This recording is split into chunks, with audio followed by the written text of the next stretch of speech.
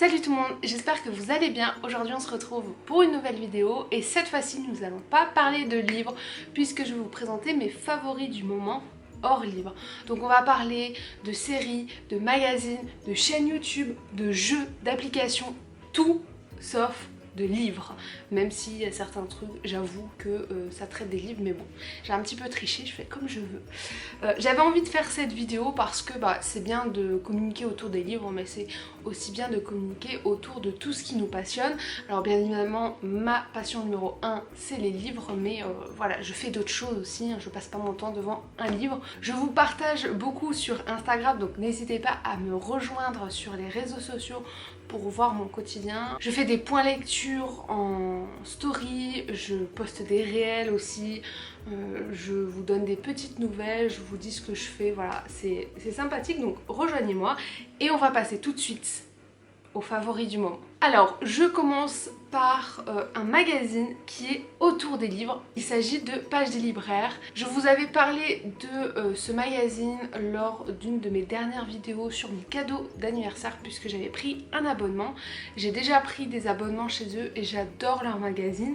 Il s'agit tout simplement d'un magazine tous les 2 mois, je crois, 2 ou 3 mois, et vous allez avoir toutes les sorties du moment qui sont déjà sortis ou qui vont sortir sur plein de formats différents. Donc vous avez de la BD, le manga, l'album, vous avez la littérature générale, la littérature de jeunesse, enfin vraiment des essais, des documentaires, du polar, vraiment il y a de tout et c'est trop cool parce que pour un libraire c'est un petit peu la base et moi qui suis pas forcément en stage en ce moment, et ça me permet de rester actualisée et aussi d'être à jour sur d'autres domaines. Par exemple le policier et le polar c'est vraiment pas mes domaines de prédilection, mais grâce à ce livre là je vais me renseigner tout simplement sur les nouveautés du moment. Donc je trouve que c'est super intéressant. Vous avez aussi des interviews d'auteurs ou d'autres personnes du métier et donc voilà, ça se présente un petit peu comme ça. Vous avez du coup le livre, la couverture du livre avec toutes les infos, une photo de l'autrice ou l'auteur et puis vous avez un petit résumé. Je vais ensuite vous parler de musique et dernièrement j'ai reçu 2 vinyles, donc qui étaient 2 vinyles pour mes cadeaux d'anniversaire, mais je les ai reçus bien après la vidéo que j'ai faite, donc c'est pour ça qu'ils n'étaient pas dedans, mais ce sont mes 2 vinyles préférés de toute ma collection. Clairement c'est devenu au top du top. On a tout d'abord Folklore de Taylor Swift. J'adore cet album. Il faut savoir que je l'ai saigné cet album. Je le connais par cœur. Elle l'a sorti pendant le premier confinement et ça a été vraiment l'album qui a rythmé mon confinement et des mois après. C'est vraiment un album que j'apprécie. Je pourrais pas vous expliquer le pourquoi du comment, mais il m'a fait du bien et il me fait encore du bien. Dès que je l'écoute, je suis bien, je suis sereine. Je l'avais acheté en CD que j'ai mis dans ma voiture pendant au moins 9 mois. Voilà, je ne l'ai pas du tout changé. J'ai changé pour Miley Cyrus, mais du coup je le voulais absolument en vinyle et je suis hyper contente parce que déjà l'objet vinyle est vraiment très beau. Je vais pas vous sortir les disques parce que j'ai pas envie de faire une connerie, mais les disques ils sont en effet marbrés, donc vous le mettez au soleil et vous voyez, enfin vraiment c'est un beau travail et je l'aime beaucoup et je l'ai déjà mis plusieurs fois parce que c'est vraiment un gros coup de cœur. Je sais que Evermore arrive bientôt en vinyle, je crois que c'est une précommande pour le 26 ou 28 mai, je pense fortement me le commander. Je l'ai moins saigné que Folklore, mais c'est du Taylor Swift, alors bien évidemment que je vais l'acheter. Et le deuxième vinyle, pas du tout dans le même style, mais il s'agit des musiques de la saison 8 de Game of Thrones par Ramin Djawadi. Je sais pas si je le dis bien, moi je l'appellerai Ramin parce que voilà. Ramin c'est un interprète, compositeur, tout ce que vous voulez, qui est sur Game of Thrones depuis quelques saisons. je dois vous avouer. Je sais pas s'il a fait la première saison, mais en tout cas je sais que les dernières saisons il était vraiment très présent. Il a fait d'autres séries, par exemple Westworld, mais j'adore ce qu'il fait, j'adore ce qu'il compose. Vraiment, je mets des playlists Spotify spéciales Ramin Djawadi et il faut savoir que les musiques de la saison 8, c'est pareil que Taylor Swift, je les ai saignées pendant le confinement parce que moi, pour travailler, j'ai besoin d'avoir une musique. Donc je vous avais déjà dit que, par exemple, je mettais des playlists sur Le Seigneur des Anneaux, Le Hobbit. D'ailleurs, je vais bientôt m'acheter des vinyles en rapport avec ça. Mais il y a aussi la playlist de la saison 8 de Game of Thrones que j'ai énormément écouté et du coup je l'ai eu en cadeau en vinyle. Alors ce qui est cool c'est qu'il y a 3 vinyles, il y a énormément de chansons franchement, après je les connais toutes hein, parce que je les ai tellement saignées que bon, et puis vous avez aussi l'objet vinyle qui est super beau. Pareil, je vous sortirai pas les disques parce que j'aurais pas envie de les abîmer vu comment je suis maladroite. Un autre favori, c'est un jeu de Switch et c'est Animal Crossing. Là vous allez me dire, Charlotte, tu es en retard, c'était il y a 1 an les favoris Animal Crossing. Oui, j'ai joué à Animal Crossing il y a 1 an, pendant le premier confinement. Je l'ai saigné les gars, c'est-à-dire que je restais éveillée jusqu'à des 2 h du matin pour aller chasser des tarentules dans toutes les îles possibles. Vraiment, j'y ai joué corps et âme à ce jeu, sauf que eh bien, à partir de septembre, quand j'ai repris les cours, j'avais moins le temps, je préférais lire ou je travaillais et du coup j'ai pas du tout joué. Et là je m'y suis remis du coup ces derniers temps parce que nouveau confinement fait que stage reporté et donc on attend et du coup j'ai rejoué et encore une fois je me lasse pas, je peux y jouer tous les jours pendant une demi-heure pour aller récolter mes petits fossiles et mes miles sur l'ordinateur à la mairie. Vraiment c'est ma passion, aller chasser des tarentules et tomber sur l'île de tarentules qui est hyper rare. Vraiment ça me fait ma soirée, je suis hyper heureuse pendant toute une soirée. Donc bref, voilà, c'est un favori du moment, j'y ai beaucoup joué et ceux qui ne connaissent pas, mais allez-y, foncez parce que qu'est-ce que vous attendez, vous vivez dans une grotte ou quoi? Au niveau des séries, j'ai pas commencé de nouvelles séries. Enfin, pas spécialement qui m'a valu vraiment quelque chose que j'aimais vraiment.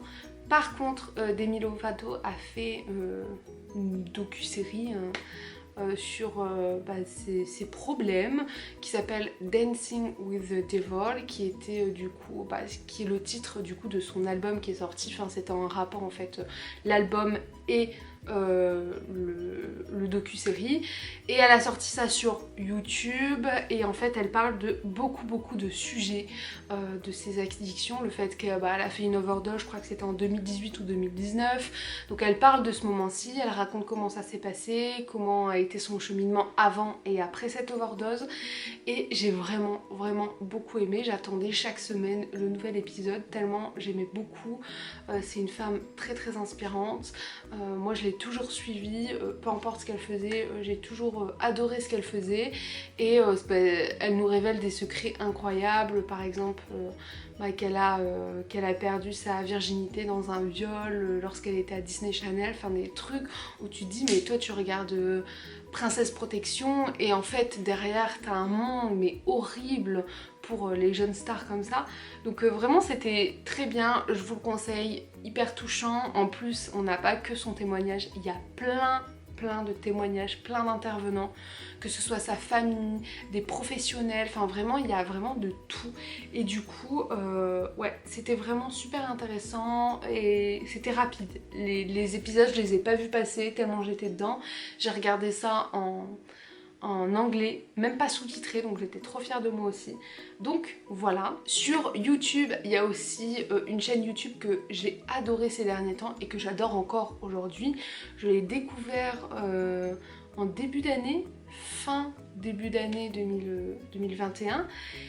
Il s'agit de Cal Ali. C'est un jeune homme et son sujet principal c'est la musique, donc il va faire plein de vidéos autour de la musique. Il a plusieurs formats différents et c'est ça qui m'a plu parce que par exemple des fois il va donner son avis sur un album ou alors sur une stratégie promotionnelle ou alors sur les Grammys, enfin il y a plein d'avis personnels. Il y a aussi des vidéos que je dirais historiques on va dire, où il explique par exemple comment une star est devenue une star et qu'est-ce qu'elle est aujourd'hui.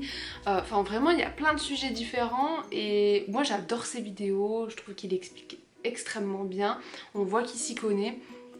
Il fait aussi des points musicaux sur son Instagram où en fait il va dire les dernières sorties, les coups de buzz musicaux et tout.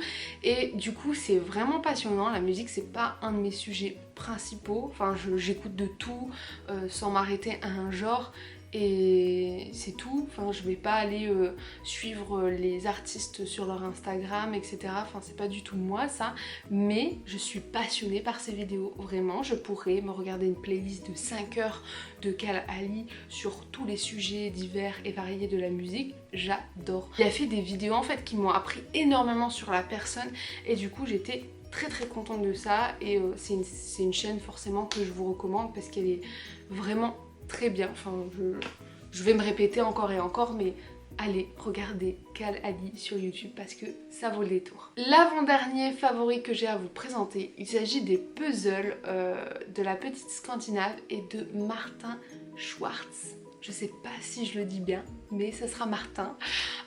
Donc vous avez dû en voir passer si vous me suivez sur Instagram, mais ces derniers temps j'ai acheté quelques nouveaux puzzles de la petite Scandinave grâce à mon anniversaire et oh là là, j'aime trop ces puzzles. En fait, c'est à chaque fois, il y a une ville et il y a les bâtiments emblématiques de cette ville. Par exemple, il y aura Paris, il y aura tous les bâtiments emblématiques de la ville de Paris. Et du coup, bon, ils sont juste là, c'est pour ça que je regarde là-bas. J'ai Berlin, Londres, New York, Paris et le Royaume de Danemark. Vraiment... J'ai tout fait sauf Paris, mais Paris je vais le faire bientôt. À chaque fois je vous fais des photos Instagram, donc vous pouvez retrouver toutes mes photos. Je vous fais aussi des TikTok, j'adore faire des TikTok.